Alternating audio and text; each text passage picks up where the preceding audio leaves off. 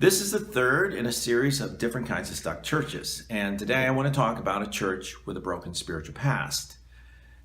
You might lead this kind of a congregation that is sadly stuck because sometime in its past it has experienced one or more broken life experiences that have affected them spiritually. And as a result, the congregation no longer trusts God or its leaders for its future.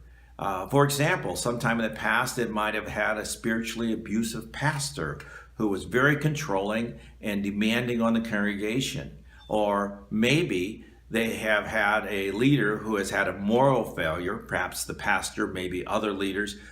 This doesn't just have to be a sexual issue. It could be an embezzlement. It could be, some kind of incident that publicly exposes the congregation to community ridicule.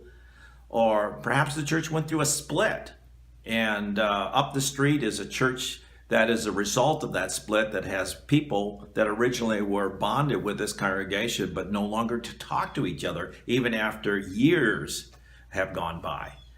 Never underestimate the long-term effects of broken spiritual experiences, because the influence of these can spiritually hobble a church for years after, sometimes publicly. But often it's unseen, because most of the ways that Satan attacks us is in the unseen world and influences our thinking. Our minds get set on the wrong things and we become ineffective for the Lord. Time does not heal these wounds. Keep that in mind. I watched a church that went through a split and helped them at that time, and the church was reduced to a third of its size. And the leaders said to me that they never, ever wanted to go through that kind of experience again. Yet 2 years later, those very same leaders led the church to split again. And a year after that, it went through a third split.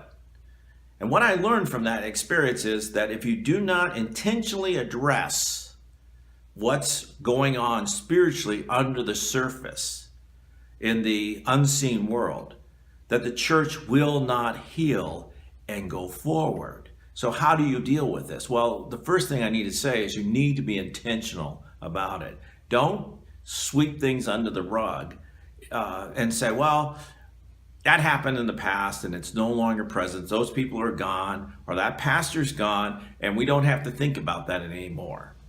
That is not true. The residue is still in the congregation's heart and mind. So you have to be real intentional and say, let's examine these things and really deal with them so that they can be healed by God. The first step you need to take is to deal with personal unfinished business. This is what I help churches do through Church Equippers, is to say you need to deal with your unfinished business personally so that Satan can exploit you and use you to continue the mess that is already here. And so we take them through unfinished business, the key to deep change, especially the leaders, because the church rises and falls on the leaders that God gives it. And once you have begun to deal with the personal level of unfinished business, then you want to deal with the communal level. This is Healing the Heart of the Church by Dr. Ken Quick. We developed a process to help a church to walk through what has happened to them in the past, even if it was 20, 30 years ago, how to walk through this so that they can together be healed and be restored. If you are a pastor of a church that's stuck this way, you want to make sure to be the leader of this process and bring them to wholeness to help them to get unstuck. Next time, I want to talk about a last generation church.